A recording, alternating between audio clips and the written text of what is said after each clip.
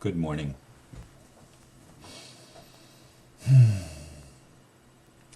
Been pondering a lot this morning about a difficult subject for a lot of people to grasp. It's been difficult for me to grasp at times in my life. And I guess I'll title it Divine Darkness. That almost seems like an oxymoron to many people.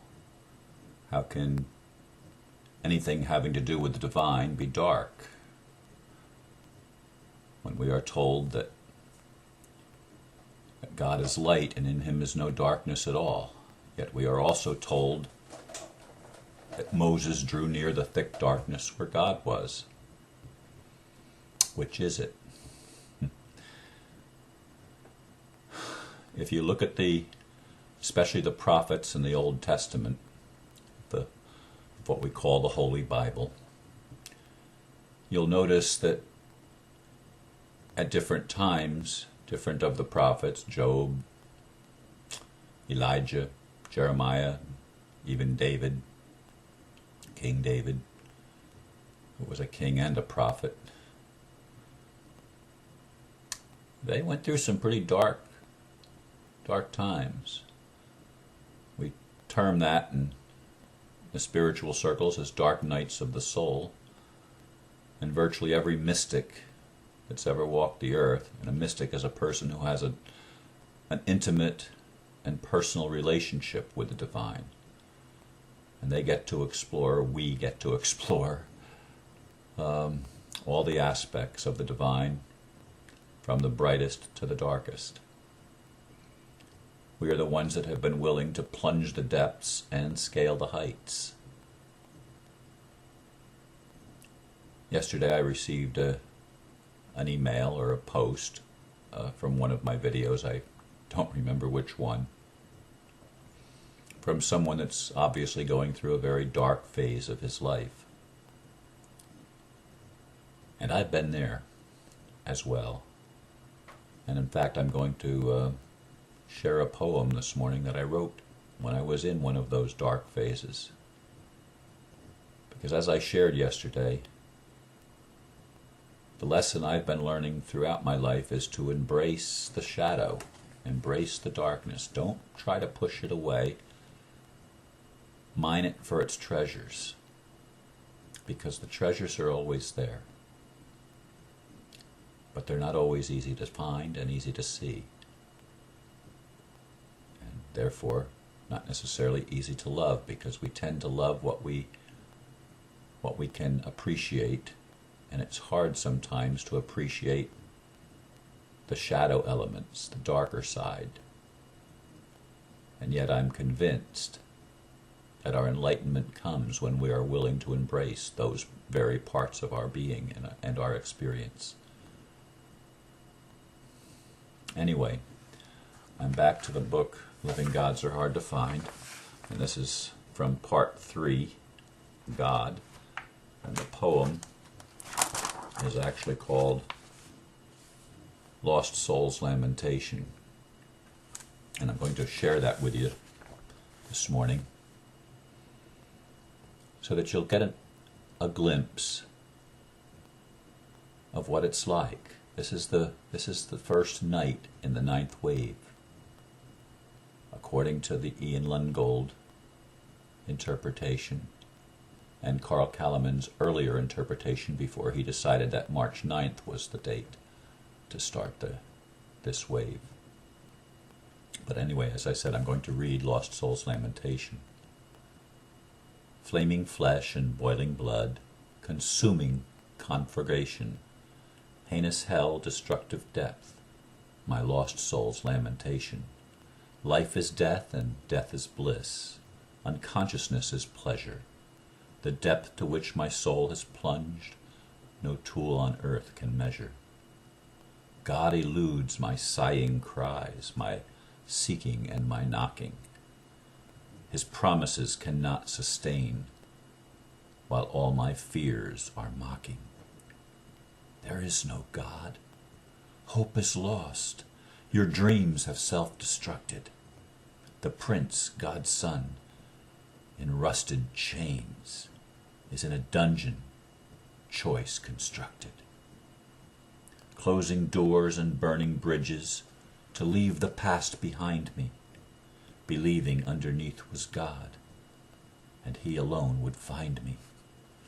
But always on some future shore, always locked up in tomorrow. All my dreams of knowing God are nightmares full of sorrow. What good is finding self to me when the self that I discovered is a beaten, lowly pauper prince with open sores uncovered, uncovered wounds yet unseen by the persons passing by? Though he cries with endless pain, deaf ears can't hear his cry. Blind eyes can't see, nor dead hearts feel the dark oppressive night of shackled soul in tumultuous tomb without a ray of light. Fresh air of opportunity, a gift prepared for others. The prince knows no freedom, for the organized world smothers. The poet's words, creative rhyme, cannot produce the key, for God and man won't listen to such a one as me. To have one truly listen, than to turn and go away. But many have already turned, unmoved to face the fray. The battle rages onward inside one troubled man, with impassioned dedication to be the things he can, whose longings seem to trap him, ensuring that he fail. Is there no God of kindness to free this one from jail? Flesh restored by divine blood, the dross consumed by flame. A soul from hell finds greater depth, and a prince is told his name. Oh, such foolish dreaming! The way I must escape, the only way in this cold world, my prince self I must rape. Turn from divine nature to serve at hand concerns. Pervert the poet, turn his head as the dying world burns. Earn a living, chase the buck, responsible behavior. Forget the idle nonsense of knowing any savior. The hero of the system is the one who plays the games, whose image is perfected, who knows the biggest names, the one whose closet door is locked, who hopes the key stays hid, the one with dragons in his den who guards the plywood lid. Afraid of light and honesty, these tell the truth to go, and poets are a real threat to their precious status quo. So the prince is kept in prison for this phony hero breed, who never face their inner self, yet they pretend to lead.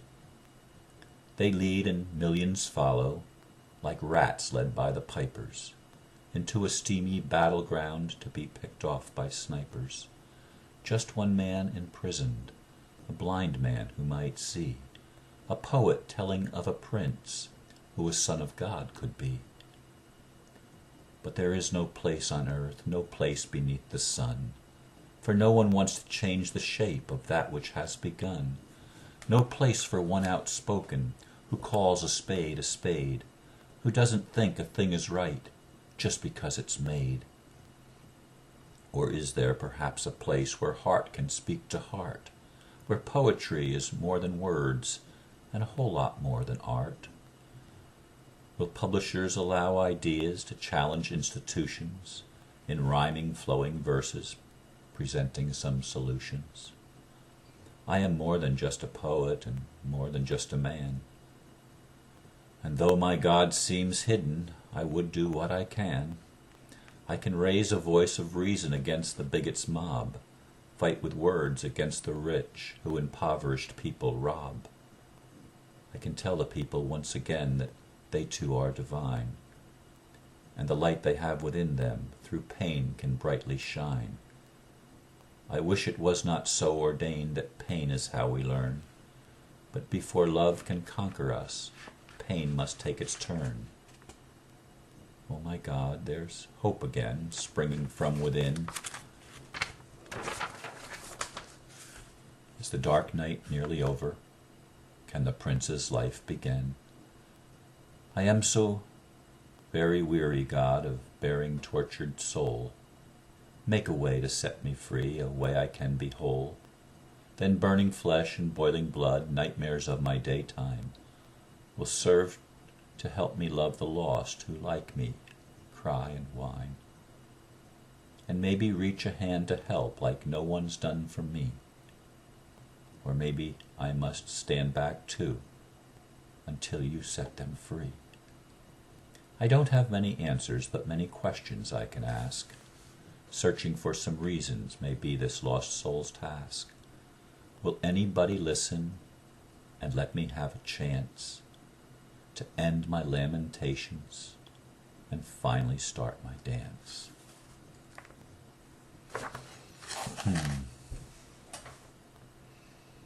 Lots of questions. Poets and mystics are really good at raising questions. Questioning assumptions that most people just take for granted. Doesn't make us popular sometimes. Often avoided. But this is the hour for the mystics to shift the whole world. What I'm noticing is mystics are coming together. I'm drawing them from all around the globe. From various religions and various cultures. And somehow, something is connecting us. And it's a beautiful thing.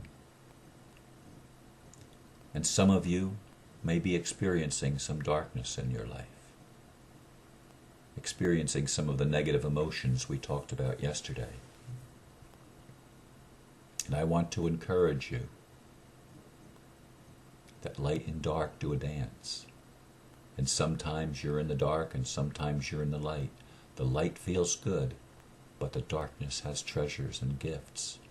If you'll only be patient and you'll only allow yourself to be willing to love them, to be willing to love the things that you're trying to get away from. Despair is a tough thing. Depression is hard. It's a difficult time for everybody that experiences it.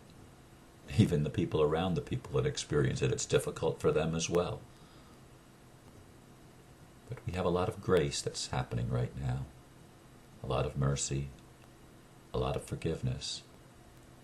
And sometimes those are things that we have to give to ourselves, because we're not going to find somebody that's going to give it to us. So I want to encourage you this morning. If you're going through a dark night, or if you know someone that is, be compassionate to yourself, be compassionate to them. Because good is going to ultimately come out of all of this, all of these trials and errors. There's going to be good that's going to come out of it all. The day and the night follow each other sequentially. But we are creating a new world, and that's what the ninth wave is all about. And I will continue to bring you messages day by day, as long as I am able,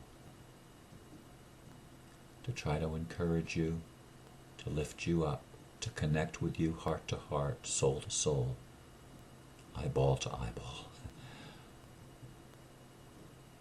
It's a beautiful time to be alive. And I thank each of you for listening and for sharing my videos with those you love and care about. I guess that's all for today. Namaste.